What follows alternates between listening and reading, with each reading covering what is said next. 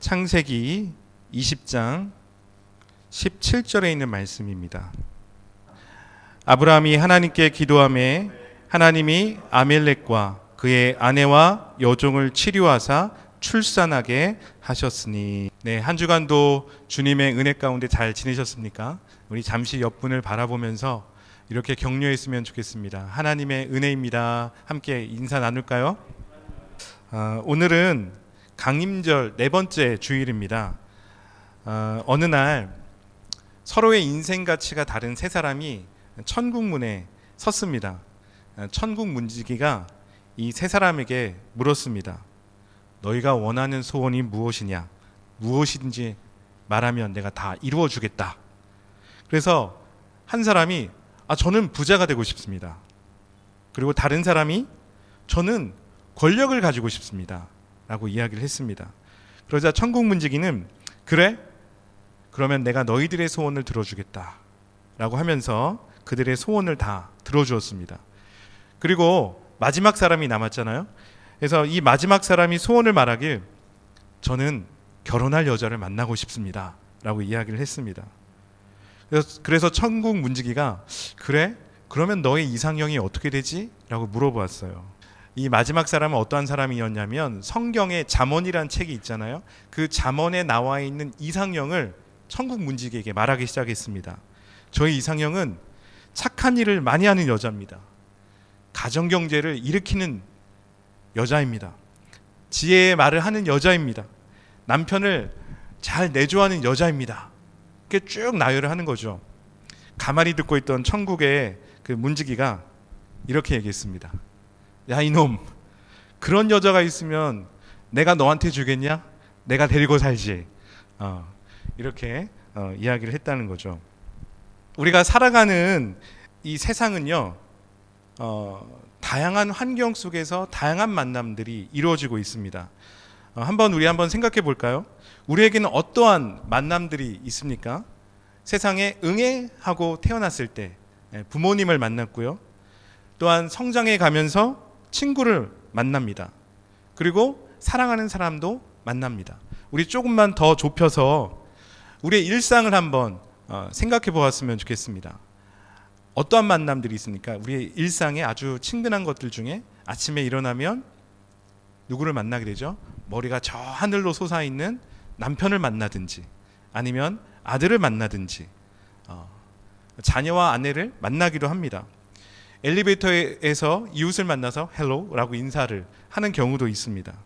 회사에 가면 직장 동료들을 만나기도 합니다. 또한 학교에서는 선생님과 친구도 만나기도 합니다. 그리고 주일날이 되니까 주일날에는 실시간이 됐든 현장 예배가 됐든 목회자를 만나고 또한 성도들을 만나게 됩니다. 이처럼 다양한 만남을 하다 보면 만나고 싶은 사람도 있고요. 때로는 그렇지 않은 사람도 만나게 된다는 겁니다. 이렇게 볼 때 우리의 삶은, 우리의 인생은 계속해서 끊임없이 누군가를 만나는 연속이라는 것을 볼 수가 있습니다. 그런데 만남이란 단지 사람과 사람과의 관계만을 이야기하지 않습니다.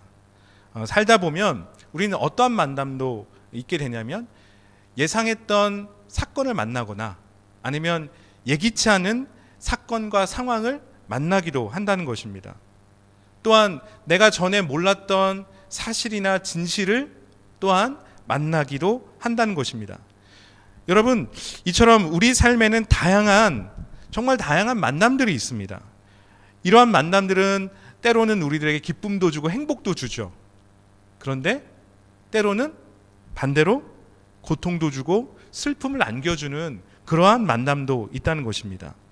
그런데 여러분 한번 생각해 보면 이러한 만남들을 우리가 딱 생각해 보면 우리에게는 의미 없는 만남은 없다는 것입니다. 왜냐하면 우리는 다양한 만남을 통해서 주변을 돌아볼 수 있는 기회를 갖기도 합니다.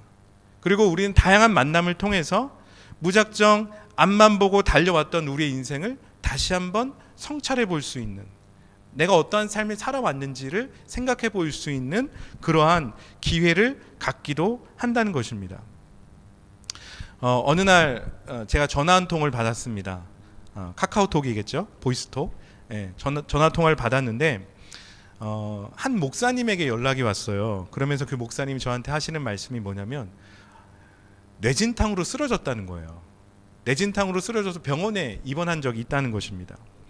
그래서 그 목사님이 하시는 말씀이 그 사고를 통해서 가족들도 놀랐지만 본인 자신이 정말 많이 놀랐다는 거예요.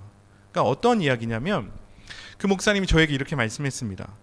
목사님, 제가 갑자기 뇌진탕으로 딱 쓰러지고 나니까, 그리고 병원에 딱 입원해서 보니까 다음날 아침에 눈을 뜨고 베란다 문을 딱 열었을 때 그때 들여 마시는 그 공기 있잖아요. 정말 그 공기가 저한테 다르게 느껴져 왔습니다 라고 저한테 이야기를 했습니다. 그러면서 그 목사님이 계속해서 저한테 하셨던 말씀은, 제가 넘어져서 병원에 있는 동안 아내와 아이들 그리고 가족들을 한순간에 잃을 수도 있구나 라는 생각을 하게 되었다는 것입니다. 그러면서 목사님은 다시 한번 인생에 대해서, 나에게 그 사건을 통해서 새로운 삶이 나한테 주어졌다라고 그 목사님이 저한테 이야기한 적이 있습니다. 이처럼 우리는 다양한 만남을 통해서 삶의 중요한 전환점을 맞기도 한다는 것입니다. 우리 인생은 어찌 보면 만남으로 시작을 해서 만남으로 울기도 하고 웃기도 합니다. 그러면서 우리가 깨닫게 되는 것은 만남의 소중함에 대해서 우리는 깨닫게 된다는 것입니다. 여러분, 그 쿠키 영상이 무엇인지 아시죠? 쿠키 영상에 대해서 들어보셨죠? 자, 쿠키 영상이 무엇입니까? 보통 영화나 드라마가 끝나고 나면 엔딩 부분에서 영상이 하나 이렇게 쭉 올라오는 것들이 있습니다.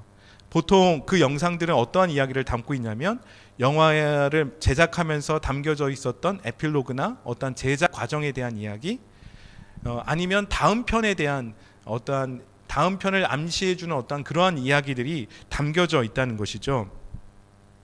오늘 우리가 살펴보게 될 창세기 20장은요, 아브라함의 이야기 중에서 마치 쿠키 영상과 같은 부분입니다. 아브라함의 이야기의 그 흐름을 볼 때 소돔과 고모라 사건 이후에 이삭의 탄생 이야기로 넘어가면 너무나도 자연스러운 이야기예요.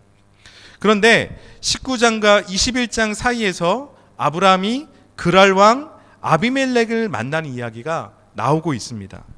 이것이 오늘 우리가 살펴보게 될 20장의 내용입니다. 오늘 20장 이야기는 이렇게 흘러갑니다. 어느 날 아브라함이 헤브론에서 그랄이라는 지역으로 이사를 갔습니다.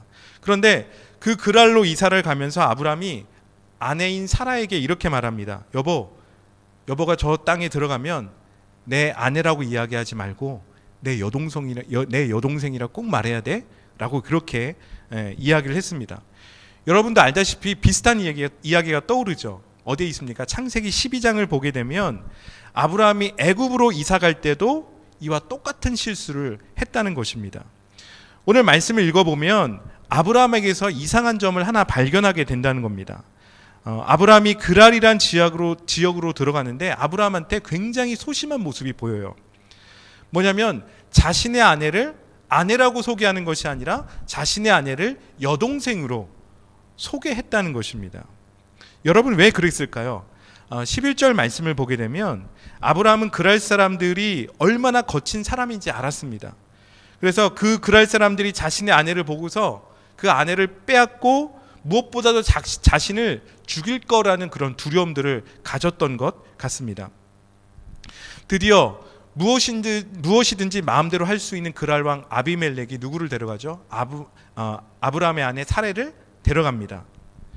그리고 아브라함은 이제 자신의 아내를 빼앗길 위기에 처하게 됐다는 것입니다. 하지만 하나님은 그날 밤 사라를 아브라함에게 다시 안전하게 되돌릴 수 있는 상황을 만들어가고 있다는 것을 말씀을 보면 볼 수 있습니다. 하나님이 아비멜렉의 꿈에 나타났습니다. 아비멜렉, 사라를 건드리지 마라. 사라에게는 아브라함이라는 남편이 있다. 그는 선지자야. 그의 아내 사레를 되돌려 보내라. 만약 너가 사레를 건드리면 너는 죽게 될 것이다. 아마도 아비멜렉은 이 밤중에 이 꿈을 꾸고서 잠을 설쳤을 것입니다. 한 잠도 못 잤을 것이에요. 너무나도 두려워서. 그래서 아침이 되자마자 어떻게 했습니까? 아비멜렉이 아브라함을 불렀고 사라를 다시 아브라함에게 되돌려 주었다는 겁니다. 그냥 아내만 되돌려 준 것이 아니라 그뿐만 아니라 어떻게 했냐면 양도 주고 소도 주고 또 그들이 살 수 있는 땅까지도 제공해 주었다는 것입니다. 사랑하는 성도 여러분, 하나님은요, 우리가 위험한 상황을 만났을 때 그냥 우리를 그 상황 가운데 두시는 분이 아니라는 겁니다. 하나님은 그 상황 속에서 당신의 자녀를 구원할 계획을 만들어 가시는 분이라는 겁니다. 자, 그렇다면 하나님은 어떻게 아브라함으로 하여금 하나님의 구원의 계획을 만나게 하고 있습니까? 첫 번째는 하나님은 아멜렉으로 하여금 아브라함이 선지자라는 것을 깨닫게 하셨습니다.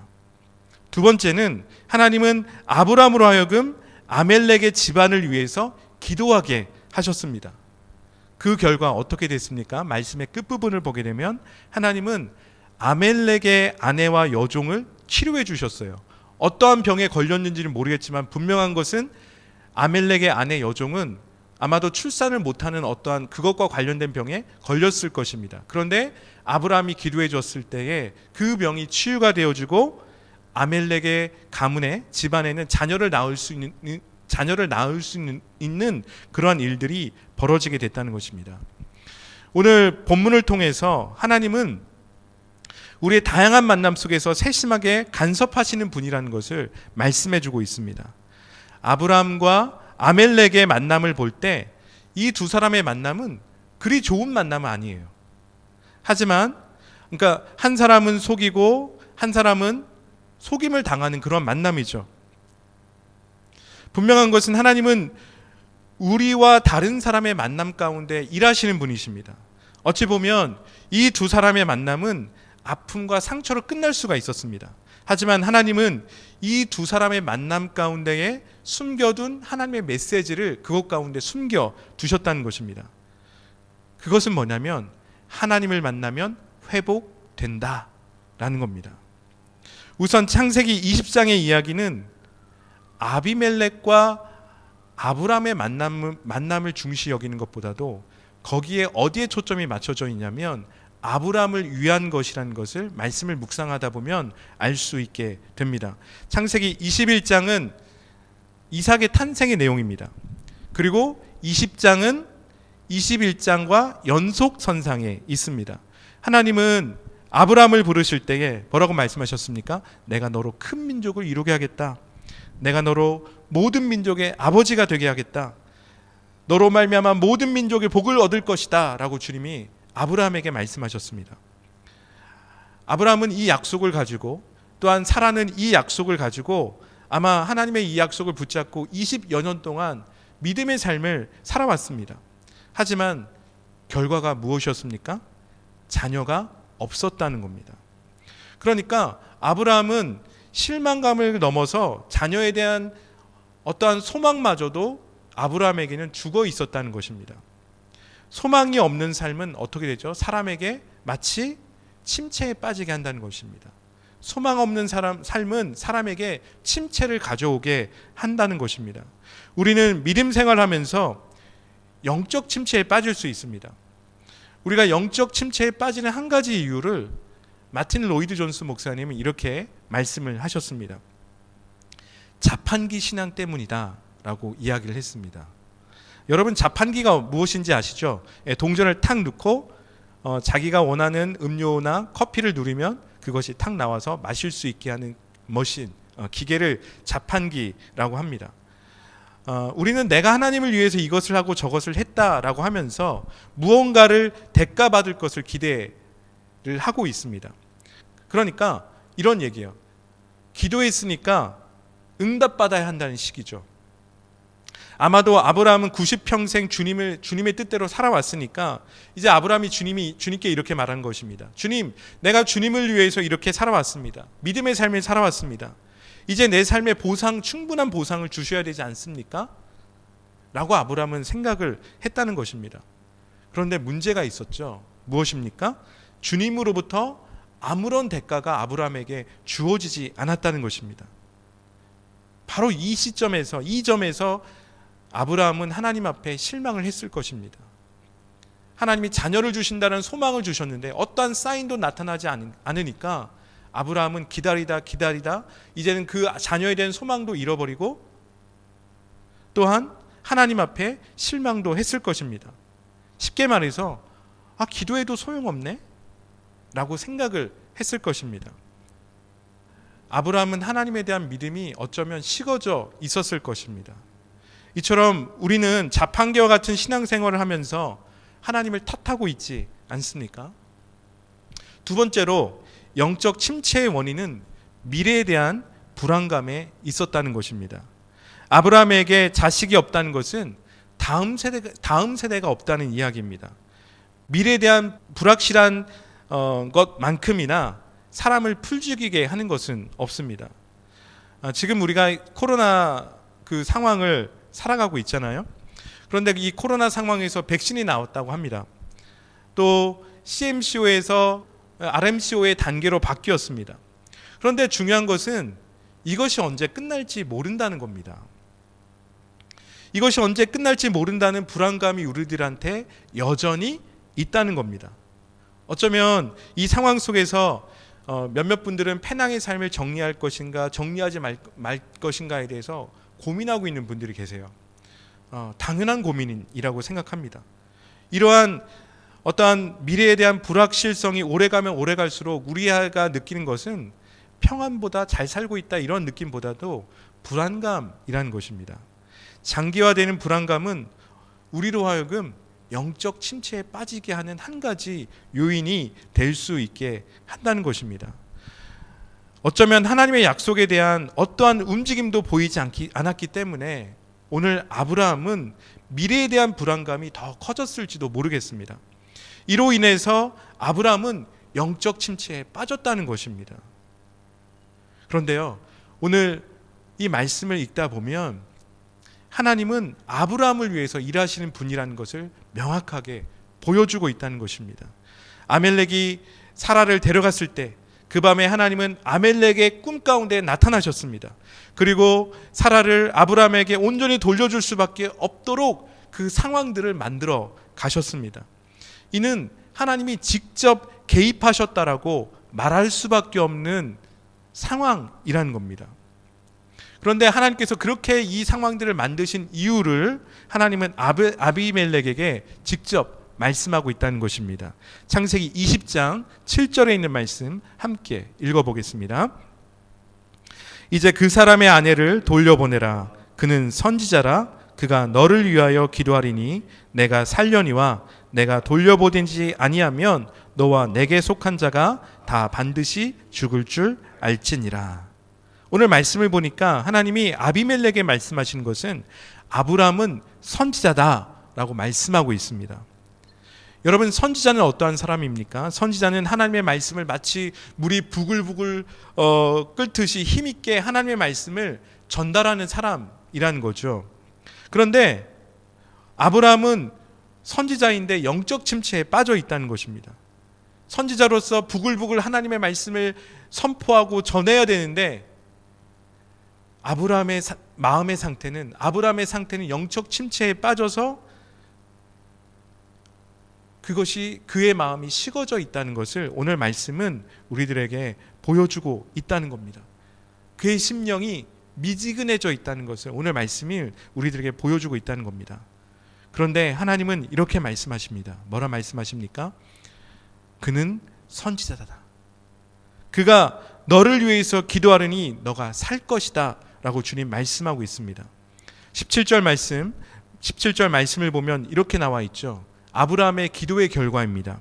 아브라함이 하나님께 기도하며 하나님이 아비멜렉과 그의 아내와 여종을 치료하사 출산하게 하셨으니, 이 말씀은 하나님께서 아비멜렉에게 말씀하신 거지만 사실 이 말씀의 초점은 누구한테 있냐면 아브라함에게 있었다는 것입니다. 하나님은 아브라함으로 하여금 영적 침체를 벗어나도록 아브라함과 아비멜렉의 그 만남을 사용하고 있다는 것입니다. 오늘 말씀은 아브라함이 아비멜렉을 위해서 기도하면 살 수 있다라고 말씀하고 있습니다. 아비멜렉이 생명의 은혜를 누릴 수 있는 방법이 어떻게 나오고 있습니까? 어떻게 소개되고 있습니까? 아브라함이 선지자로서 아비멜렉을 위해서 기도할 때 아비멜렉의 아내와 그의 여종의 병이 낫고 자녀를 생산할 수 있게 되었다는 것입니다.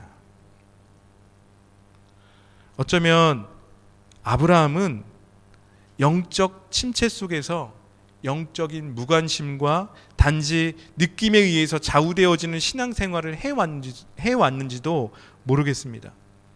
그래서 아브라함은 하나님은 자신의 삶에 아무런 일도 하지 않는다는 그런 느낌에 지배를 받아왔다는 거죠.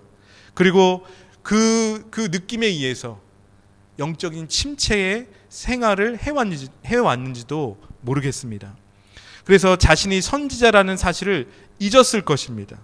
하지만 여기서 하나님은 영적 침체에서 아브라함의 믿음이 살아나도록 하시는 하나님의 기가 막힌 방법을 우리들 가운데에 보여주고 있다는 것입니다. 그것은 무엇이었습니까? 아브라함이 아비멜렉을 위해서 기도하는 것이었습니다.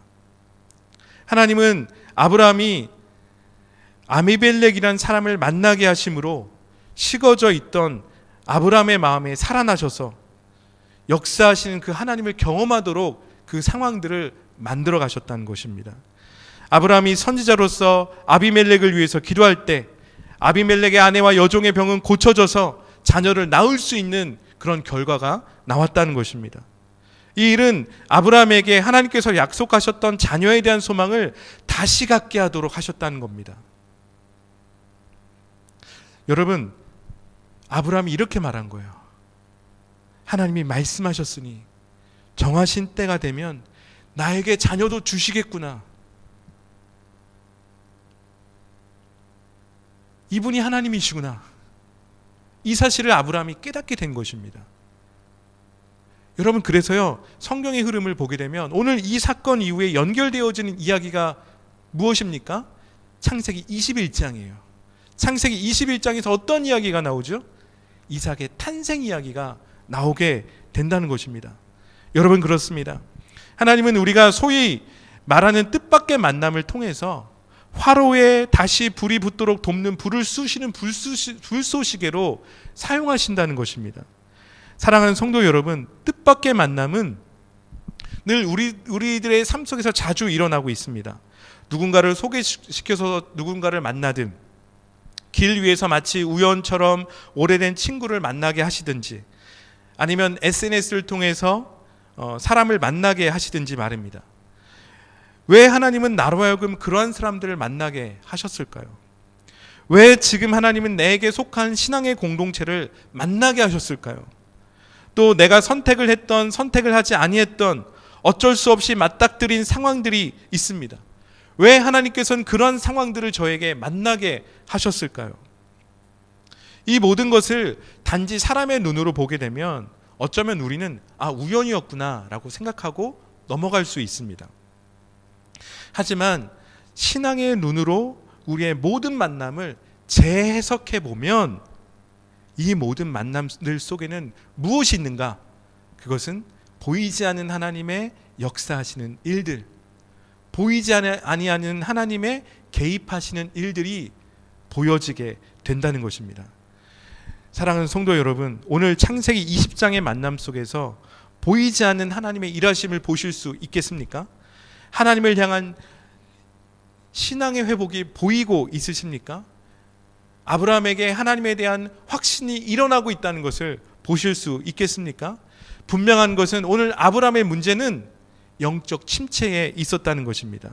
아브라함은 영적 침체로 하나님께서 말씀하신 약속, 부르심의 삶을 잊고 왔다는 것입니다.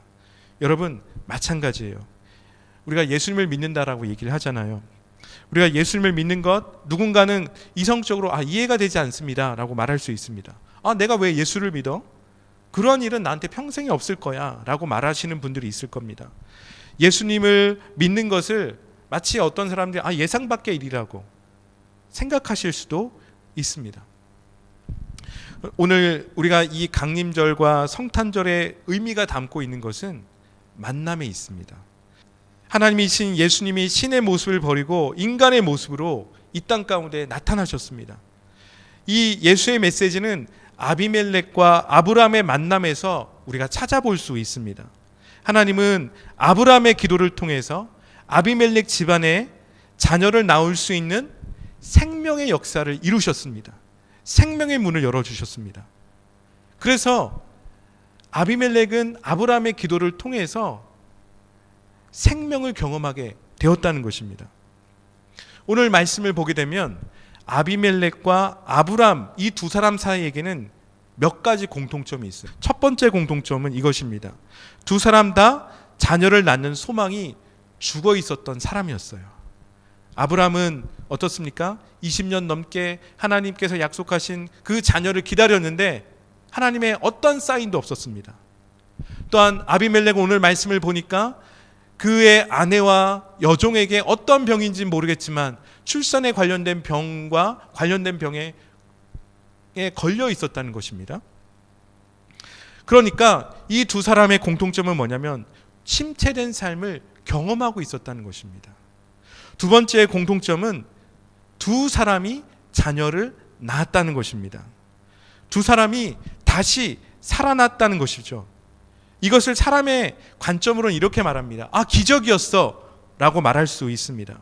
하지만 하나님의 관점으로 이 사건을 재해석해 보면 믿음의 눈으로 바라보게 되면 무엇이 있었습니까? 하나님의 개입하심이 있었다는 것입니다. 하나님께서 이들에게 생명을 허락하셨다는 것입니다. 죽었던 태의 문을 열어주셨습니다. 그래서 자녀를 낳았습니다. 이 두 사람이 자녀를 낳았다는 것은 분명한 기적이에요. 기적입니다. 그러나 더 큰 기적은 자녀를 낳았다는 이 사실보다도 믿음의 눈으로 바라보니까 하나님이 이들을 위해서 일하셨다는 겁니다. 하나님께서 이들의 삶에 개입하셨다는 것을 보여주고 있다는 것입니다. 그러면 이 사건은 사람의 눈으로 봐서는 기적이지만 믿음의 눈으로 봐서는 어떻게 해석이 되어줄 수 있습니까? 하나님 없이는 설명되어 줄 수 없는 일이라는 것입니다. 그러니까 기적이라는 겁니다. 그래서 아브라함과 아비멜렉 이후에 이삭의 탄생 이야기가 나오는 거예요. 창세기 21장의 이삭의 탄생 이야기는 어떻게밖에 설명될 수 없냐면 사람들은 기적이라고 이야기하겠지만 믿음의 눈으로 바라보면 그것은 하나님의 일하심 없이는 불가능한 일이었다는 것입니다. 그래서 오늘 창세기 20장은 21장에 대한 쿠키 영상이 되는 것입니다. 여러분 마찬가지입니다. 어떠한 사람들은 예수의 탄생을 하나의 기적이다라고 말할 수 있습니다. 이성적으로 믿을 수 없는 일이라고 말할 수 있습니다. 그리고 기적이다라고 말할 수 있습니다. 하지만 분명한 것은 예수의 탄생은 이성적으로 이해할 수 없는 일이라는 거예요. 그러나 믿음의 눈으로 바라보게 되면 예수 탄생의 메시지는 무엇입니까? 하나님의 개입하심이라는 겁니다. 오랜 세월 소망을 잃고 영적 침체 속에서 살아가는 인류에게 생명을 주기 위한 하나님의 개입하시는 적극적인 사건이었다는 것입니다. 이것을 우리가 무엇이라 부릅니까? 하나님의 사랑이다, 하나님의 은혜였다 라고 말을 하는 것입니다. 하나님이 육신의 몸으로 이 땅에 오셔서 사람들을 만나시고 인간이 살아가는 세상 속으로 들어오셨습니다. 여러분, 이것은 우리가 기적이라고 얘기할 수 있는 거죠. 하지만 이것은 무엇입니까? 하나님의 적극적인 개입하심이라는 겁니다. 여러분, 이 사실을 믿으면 성경은 우리에게 무엇을 약속하고 있습니까? 영생을 얻게 될 것이다 라고 약속을 하고 있습니다. 또한 소망을 경험하고 그에게 있었던 새로운 삶의 의미를 발견하게 될 것이다 라고 성경은 우리들에게 말하고 있다는 것입니다. 어쩌면 아비멜렉과 아브라함의 만남은 그냥 쉽게 넘어가는 이야기로 끝날 수 있었습니다.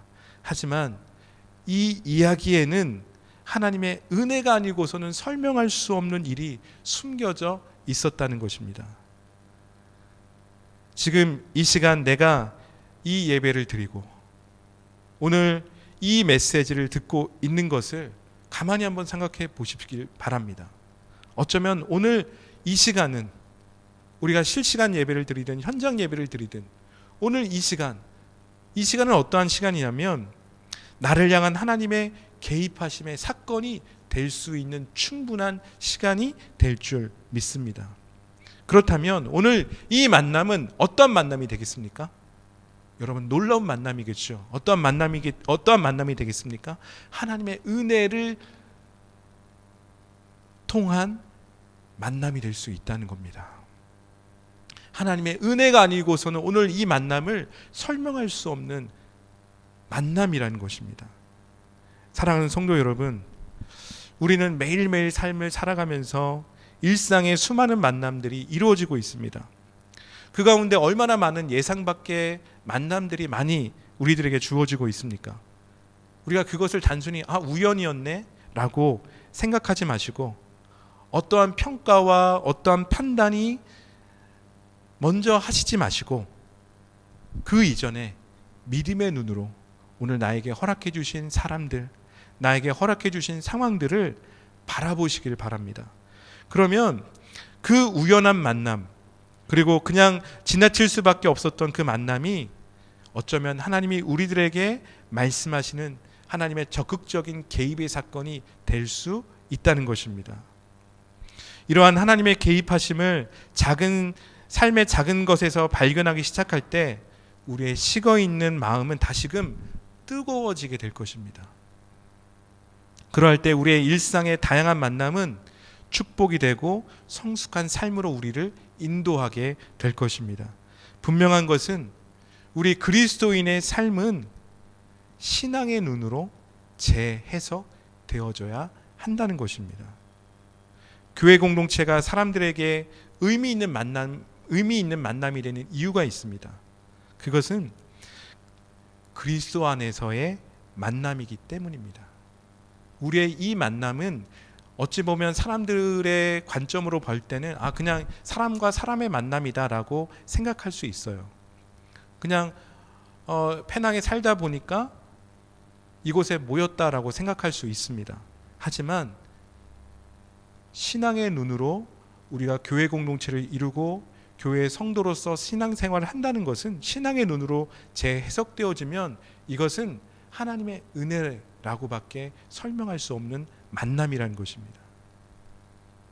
사랑하는 성도 여러분, 이 한 주간 예수 그리스도께서 이 땅에 오심은 우리의 영적 침체를 벗어나게 하시고 삶의 무기력함을 이겨내게 하시고 삶의 소망을 발견하도록 하는 만남의 사건이라는 것을 발견하시는 한 주간 되시기를 예수 그리스도의 이름으로 축원합니다. 우리 함께 기도하겠습니다. 하나님께서 우리들에게 허락하신 많은 만남들이 있습니다. 여러분, 어떤 만남들이 있습니까? 그것 가운데 하나님이 적극적인 개입하시는 일들이 있었다는 것을 믿으십니까? 오늘 하나님의 그 적극적인 개입의 사건들을 기억하시면서 삶의 순간순간을 다시 한번 되돌아보면서 이 한 해를 마무리하면서 그리고 예수 그리스도의 오심을 우리가 기다리는 이 절기에 있으면서 다시 한번 주님 앞에 감사했으면 좋겠습니다. 하나님께서 이 사람을 통해서 저에게 하나님의 은혜를 회복하시는 기회를 주셨었군요. 하나님은 오늘 이 말씀을 통해서 하나님 저를 찾으시고 있고 저를 사랑한다는 말씀을 들려주셨군요.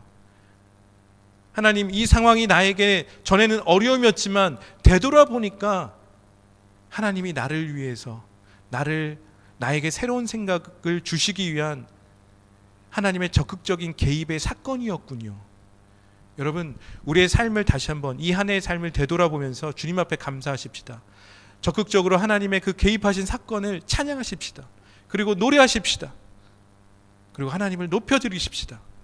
그리고 하나님, 그러할 때 우리 가운데 눌려 있었던 모든 아픔들이, 그리고 눌려 있었던 모든 감정들은 예수 그리스도의 이름으로 떠나가게 될 것입니다. 우리들에게 새로운 소망이 임하게 될 것입니다. 우리 함께 기도하실까요? 다 같이 기도하겠습니다. 사랑과 은혜가 풍성하신 아버지 하나님, 우리의 삶은 하나님의 은혜가 아니고서는 설명할 수 없는 것을 다시 한번 깨닫게 하여 주셔서 주님 감사합니다. 하나님, 우리가 삶을 살아가면서 우연이라고 생각했었던 많은 만남들이 있습니다. 사람들이 있고 또한 사건들이 있었습니다. 하나님, 되돌아보니까 그것은 우연한 사건도 아니었고 그것은 우연한 상황도 아니었습니다. 그것은 하나님의 적극적인 나를 향한 개입의 사건이었다는 것을 깨닫게 하여 주셔서 감사합니다. 하나님, 오늘 우리들에게 허락하신 믿음의 사람들, 예수 그리스도 안에서 사랑하게 하시고 또한 주께서 우리에게 허락하신 이 믿음의 공동체, 하나님, 주님의 몸으로서 생각하며 또한 사랑하며 섬기며 하나님 나아갈 수 있도록 인도하여 주옵소서. 하나님, 우리의 모든 삶의 순간순간이 하나님이 우리를 찾아오시는 하나님의 적극적인 하나님 프로포즈라는 것을 다시 한번 깨닫고 오늘도 주 앞에 감사하는 삶을 살아갈 수 있도록 인도하여 주옵소서. 혹시 우리 성도들 가운데 지난 이 1년을 돌아오면서 하나님 영적으로 침체가 되어져 있거나 아니면 감정에 많은 굴곡이 있었던 우리 성도들이 있었다면 하나님, 지난 그 삶 속에서 보호하시고 인도하시고 말씀하셨던 순간순간 말씀하셨던 그 하나님의 사랑을 다시 한번 묵상할 수 있도록 인도하여 주옵소서. 그래서 우리 가운데 있는 모든 침체가 예수 그리스도의 이름으로 떠나가게 해주시고 주를 앙망하는 자에게 새 힘을 허락하신다는 그 말씀을 붙잡고 하나님 다시 한번 주님의 오심을 기다리고 또한 2021년을 준비할 수 있는 한 주간 될 수 있도록 역사하여 주옵소서. 예수님의 이름으로 기도합니다. 아멘.